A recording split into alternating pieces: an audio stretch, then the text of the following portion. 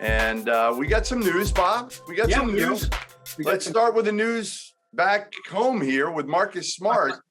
And that's your guy. So I know you would empty your bank account to keep Marcus Smart.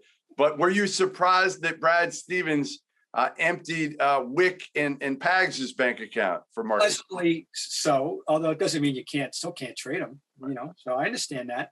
And I know where your fondest heart desire is, Jeff Goodman.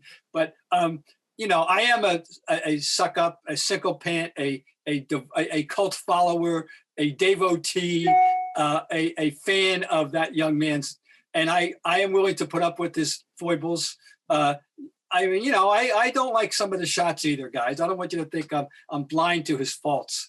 I just love what he brings, and I love what he brings, and I maintain there is nobody quite like him. There's a few pests out there. Patrick Beverley's a pest. There's a few pests, but he's a 6'5" pest who's fearless, and he does some things that help you win games. And of course I wish he were more polished on the offensive end. Brad apparently is not giving up on the idea that he can smooth out the rough edges in the offensive end, because he's already on a record of talking about wanting the ball in his hands and all that stuff. So we'll see how this all works out. It's very interesting given the dynamics of Jason Tatum and how he comes back from his summer experience, his gold medal experience, and then the Jaylen Brown coming off an all-star year and how he sees himself fitting in. So they all have to, if they don't come together with one common purpose, which is to win and figure out the best way to do it,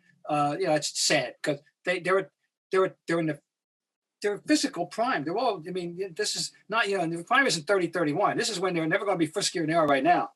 He's the oldest of the bunch, right? Was he 26? So 27. And that was my question to you. At 27, can you change? Can you really alter your game when you've had these habits? And I've seen these habits from him forever. Okay. I think they've gotten worse, not better, in terms of shooting the ball, making poor decisions on what is a good shot and what is not a good shot. I don't think Brad held him accountable enough for that. I don't know if you disagree or not. I wonder if Ime is going to hold him more accountable and figure out a way to kind of get him to and maybe it'll be easier because you're saying, here's the ball. It's not Kyrie's ball anymore. It's not Kemba's show anymore. It is your show. So now you don't have to worry about scoring, taking all these shots and forcing things. You're going to get more shots. You're going to be on the court more. You're not just coming in as an offensive stopper anymore. Okay. Well, that's very true. This is one of the many questions, the individual questions that we are looking to see answered by Ime. What is Ime's response to people? What's their response to him? We got a whole new thing. We got used to something for 7 years, and now we got a new one, and it's a blank slate for all of us. It's a blank. This is his first head coach job, so nobody knows for sure. Yeah, we know he's got a pop pedigree, and we know his official background, but we're going to find out what's really in his head and how he really goes about things when he's in charge. And this is we don't know, but it's very important. These are your three best players, and Marcus Smart is that good enough? Can you be good enough if Marcus Smart is your third best player, Bob? Can you be a team that could win an Eastern Conference title with Marcus Smart as your third? You argued that he already was 2 years ago, or maybe you say he was the fourth best of Kemba. But Kemba was only temporarily the Kemba that they hoped for. He's been there at times, and they've gone into the Eastern Conference Finals. I like to think so, but I'll tell you what. I'm dying of curiosity. I don't usually talk like this in the middle of August, but I was training camp work tonight. I want to see this too. I want to see the Marcus Smart.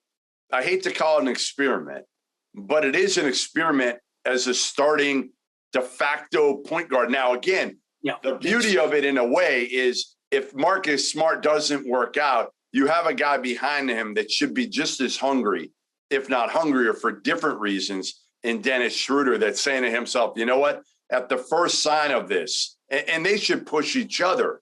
Marcus Smart just got paid and is really coming off kind of a subpar year for him, especially in the defensive end, and he was hurt.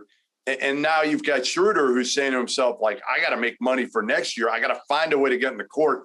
I don't know where Peyton Pritchard in his 92-point pro-am performance fit in. Bob, I want to know, I texted Danny Ainge. I said, Danny, were you guarding Peyton Pritchard?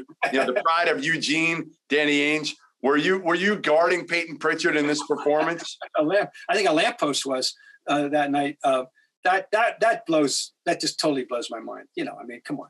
If you told me that Durant went off for 92 in an exhibition game, I would have been dazzled.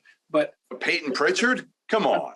I don't know how many FGAs were there for that. I didn't see. I love the box score. I haven't seen a box score. I don't know what it is. If you saw the box score, that might be the last box score you ever look at after this one. You know, this and Isaiah Thomas is, what did he have? 60? What did he have? 80? 70? Isaiah recently had like he had 80, I think. 80. I mean, come on. And then Nick Young tweets out how bad the pro-am's now. And then Jamal Crawford goes back at him and says, all right, they're that bad. You show up. Come on out to Seattle and play in our pro-am. Well, I saw Nick Young in the 3-on-3, the big three thing. Mm-hmm. And Nick Young looks like he's put on about a good 20, 25 pounds. Well, okay. I don't think he's showing up in any Seattle pro-am. But the pro-ams are, I mean, listen, if Isaiah Thomas, who can't get on a roster right now, is scoring 80, and Peyton Pritchard, who is the third point guard right now on an NBA team, is scoring 90, we know the pro-ams. I'm not, it's an amusing little subplot. Yes. I'm not putting a whole lot of. I know that, by the way. I like Peyton Pritchard, and I think we're going to always like him. And he's never going to be in the All-Star game, but he's going to be around for 10 or 12 years. And he's going to be probably play for a couple, several teams, frankly, and be coveted and can be in a rotation of a championship team. Frankly, I think he's and he fits well with Mark. Like, I actually think you could play him and Marcus Smart together.